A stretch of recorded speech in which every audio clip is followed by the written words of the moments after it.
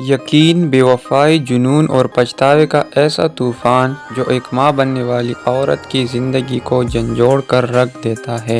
موہت ملیحہ کے گھر کے دروازے پر کھڑا ہوتا ہے۔ دروازہ کھولتی ہی خالہ جو موہت کو دیکھ کر تڑپ اٹھتی ہے، وہ ہاتھ جوڑ کر کہتی ہے، خدا کے لیے یہاں سے چلے جائے، وہ آپ سے نہیں ملنا چاہتی۔ لیکن موہت کب کسی کی سنتا ہے؟ وہ دھکے سے دروازہ کھولتا ہے اور اندر آ جاتا ہے۔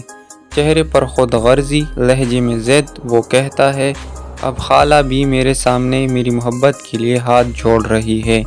ملیحہ جس شخص کے لیے مجھے چھوڑ رہی ہے، وہ تو اسے عزت دینا بھی نہیں جانتا۔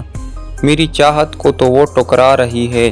یہ سن کر خالہ کے پاؤں لرزنے لگتے ہیں۔ روحان، دوسری شادی، یہ الفاظ اس کے ذہن پر قہر بن کر گرتے ہیں اور وہ وہیں بے ہوش ہو جاتی ہے۔ اتنے میں ملیحہ کمرے سے باہر آتی ہے۔ موہت کو دیکھ کر اس کے چہرے پر غصے اور کراہت کا طوفان چھا جاتا ہے۔ موہت، مجھے تمہارے وجود سے نفرت ہے۔ تم کیوں آئے ہو یہاں؟ میری زندگی سے نکل جاؤ۔ لیکن موہت مسلسل بولے جا رہا ہے، روحان تمہیں چھوڑنے والا ہے، وہ دوسری شادی کر رہا ہے، تب تم مجھ سے شادی کر لینا، میں ہمیشہ تمہارا ساتھ دوں گا۔ ملیحہ کی برداشت کی حد ختم ہو چکی تھی۔ وہ چیخ کر کہتی ہے، میں مر جاؤں گی لیکن تم سے شادی کبھی نہیں کروں گی۔ یہ کہہ کر وہ زمین پر گرتی ہے اور بے ہوش ہو جاتی ہے۔ اسپتال میں ملیحہ کو ہوش نہیں آتا۔ ڈاکٹرز پریشان ہیں۔ رپورٹس تشویشناک ہے۔ ڈاکٹر کہتا ہے، ملیحہ شدید ذہنی دباؤ میں ہے۔ اگر آپ اس کے بچے کو بچانا چاہتے ہیں تو اسے ہر ممکن پریشانی سے دور رکھیں۔ دوسری طرف روحان کو وہ خط ملتا ہے جو ملیحہ نے درد میں ڈوبا لکھا تھا۔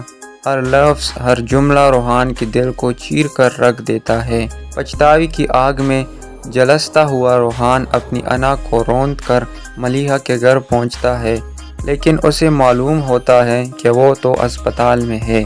وہ تیزی سے اسپتال کی طرف بھاگتا ہے، دل میں صرف ایک خواہش کہ کاش ایک بار ملیحہ مجھے معاف کر دے۔ اسپتال کے کمرے میں پہنچ کر وہ ملیحہ کا ہاتھ تھام کر رو پڑتا ہے، مجھے معاف کر دو، اب سے میں تمہیں کبھی رونے نہیں دوں گا، میں وعدہ کرتا ہوں تمہیں اور ہمارے بچے کو ہر خوشی دوں گا۔ کیا ملیحہ روحان کی معافی قبول کرے گی؟ کیا موہت باز آئے گا یا پھر کوئی نئی چال چلے گا؟ اور کیا روحان واقعی بدل چکا ہے؟